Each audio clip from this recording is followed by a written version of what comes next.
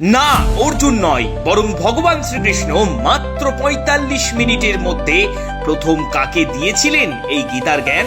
দেখুন সেই রহস্য। হ্যাঁ, আমরা যা জানি তা একেবারেই ভুল, কারণ সবার প্রথমে অর্জুনকে গীতার জ্ঞান নয়, বরং ৪৫ মিনিট সময় ধরে ভগবান শ্রীকৃষ্ণ শ্রীমদ্ ভগবত গীতার ৭০০ শ্লোক ১৮টি অধ্যায়ের গীতার জ্ঞান দিয়েছিলেন অন্য কাউকে। শুধু তাই নয়, সম্ভবত এই দিনটি ছিল রবিবার।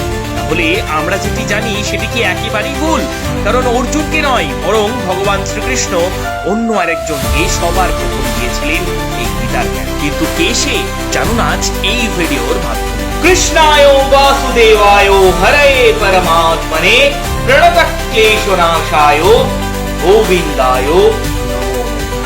সমগ্র বিশ্ব ব্রহ্মাণ্ডের একচ্ছত্র অধিপতি পরমেশ্বর ভগবান শ্রীকৃষ্ণ, যিনি স্বয়ং মহাভারতের কুরুক্ষেত্রের রণাঙ্গনে দাঁড়িয়ে তার প্রিয় সখা অর্জুনকে দান করেছিলেন গীতার জ্ঞান।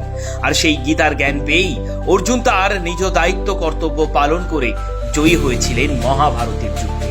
আর অন্যদিকে আমরা সবাই জানি ভগবান শ্রীকৃষ্ণের মুখনিসৃত বাণী, যা অর্জুনকে শোনানোর পর সৃষ্টি হয়েছিল হিন্দু ধর্মের পবিত্র ধর্মগ্রন্থ শ্রীমদ্ ভগবত গীতা।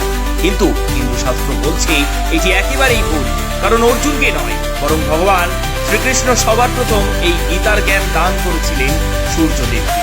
সূর্যদেব আবার এই জ্ঞান মনুকে প্রদান করেছিলেন, কারণ কথিত আছে একদিন সূর্যদেব ভগবান শ্রীকৃষ্ণের কাছে জানতে চান, এখন আমার কি করণীয়।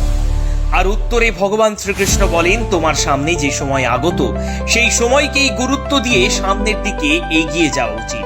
আর এমন ভাবেই একের পর এক জ্ঞান ভগবান শ্রীকৃষ্ণ দিতে থাকেন সূর্যদেবকে। অতঃপর মহাভারতের যুদ্ধের সূচনা হয়। ভগবান শ্রীকৃষ্ণের ডাক পড়ে অর্জুনের প্রিয় সখা রূপে, অর্জুনের পার্থ সারথী রূপে এই মহাভারতের যুদ্ধে সম্মুখীন হওয়ার জন্য। কিন্তু সেই মুহূর্তেও যুদ্ধক্ষেত্রে অর্জুন হঠাৎই বিচলিত হয়ে পড়েন, আর তিনি বারবার সূর্যদেবকে ডাকতে থাকেন, যাতে করে তার তেজের মধ্যে দিয়ে অর্জুন যেন তার পূর্ণ ক্ষমতা ফিরে পায়। কিন্তু অর্জুন এমন দুর্বল হয়ে যাওয়ার কারণেই ভগবান শ্রীকৃষ্ণ তাকে আদেশ দেন, কারোর সাহায্য নিয়ে নয়, বরং এখন তোমার কি করণীয় বা কি করলে তুমি এই যুদ্ধে জয়ী হতে পারো, সেটিকেই বেশি গুরুত্ব দাও। আর এমন ভাবেই ভগবান শ্রীকৃষ্ণ অর্জুনের নিজ দায়িত্ব কর্তব্য পালন করার কারণে দিতে থাকেন একের পর এক গীতার জ্ঞান।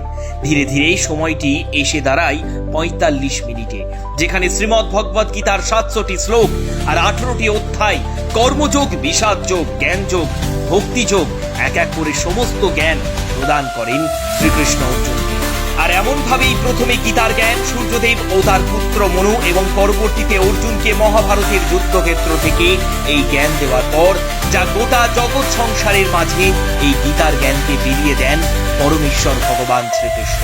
তবে আজ শ্রীমদ্ ভগবত গীতার আড়ালে থাকা এই আসল রহস্য শুনে আপনি কি বলবেন? অবশ্যই জানান কমেন্ট করে। আর এক্ষুনি আসুন এই ঘটনা সকলকে জানিয়ে দেওয়ার উদ্দেশ্যে ভিডিওটিকে প্রচুর শেয়ার করে ছড়িয়ে দিই সকলের মাঝে। ধর্মক্ষেত্রে কুরুক্ষেত্রে সমবেতা যুযুৎসবা মামকা পাণ্ডবাশ্চৈব কিম কুর্বত সঞ্জয়। জয় শ্রী।